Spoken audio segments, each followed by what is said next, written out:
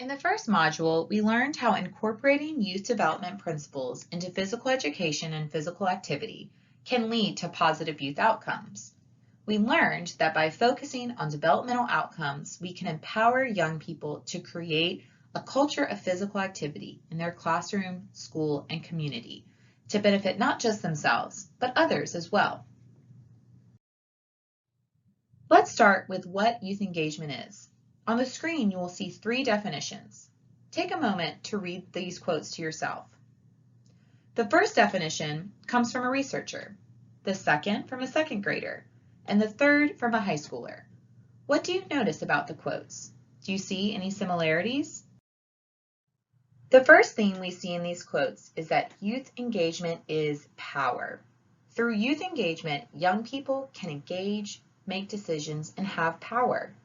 Youth engagement is the process of intentionally shifting some level of power, decision-making, and ownership to youth. It's saying to youth that adults aren't the only ones who know what's best, but that youth should also have the opportunity to influence and decide. For example, when youth are asked what activity or lesson they want to do in PE class, they are given decision-making power instead of always relying on the adult in the room.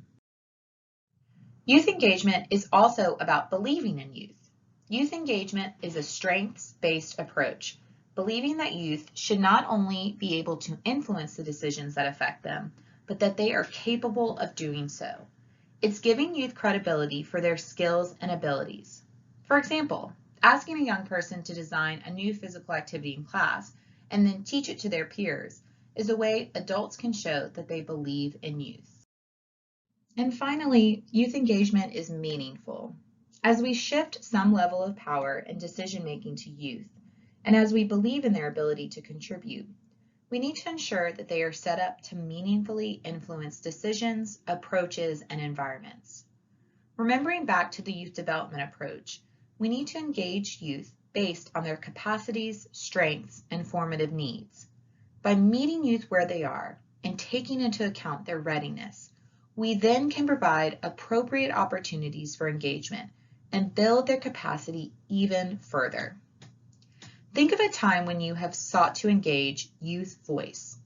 You've probably been asked to select and support youth to sit at the table with school, district, and city leaders so that they could provide their perspective.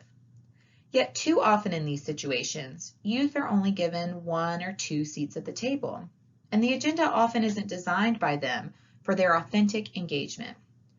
When that happens, youth may have a literal seat at the table, but they have no voice at it because the space was not designed for them. Thus, youth engagement means understanding how to set young people up to meaningfully contribute and succeed. In summary, youth engagement considers power, it is strengths-based, and it is meaningful. So why is youth engagement important? Michael Fullan said it best. When adults do think of students, they think of them as the potential beneficiaries of change. They rarely think of students as participants in a process of school change and organizational life. We need to change this. We need to start to engage students as participants in the full process of creating a culture of physical activity and physical education in school. We've talked about how youth engagement benefits youth as we've discussed the youth development approach in Module 1, and now we have a better understanding of what youth engagement is. Now we're going to talk about the benefits of engaging youth in a comprehensive school physical activity program via the 4 E's: equity and inclusion, effectiveness, engagement, and energy. The quote, "Nothing about us without us," stems from the disability rights movement, but has been used in many social justice movements since. The idea of this saying is that no policies or approaches should be decided without the participation of those affected by those policies or approaches. But this is not often the case in schools, as adults often think of students as beneficiaries rather than influencers. So youth engagement is a more equitable and inclusive approach to designing and advancing a culture of school health, because efforts are done with youth, not just for youth. In addition, being more equitable and inclusive allows us to hear from more diverse perspectives. As mentioned, youth are not often engaged in the physical education and physical activity decisions that affect them. Therefore, engaging youth more intentionally brings their voices more to the forefront. Also, youth aren't a monolith, so what might work for one group of youth may not be widely adopted by all.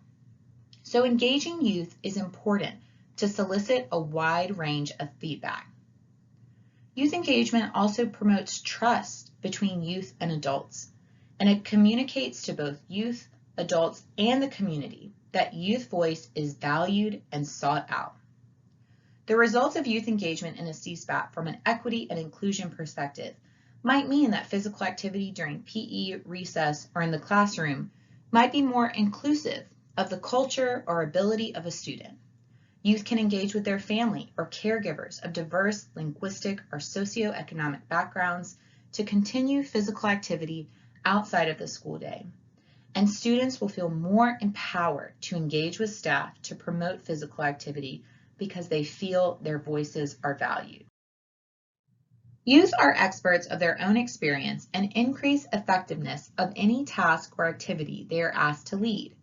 This is because youth engagement provides perspectives that adults may be missing, therefore resulting in programs, policies, and approaches that are more relevant and culturally appropriate.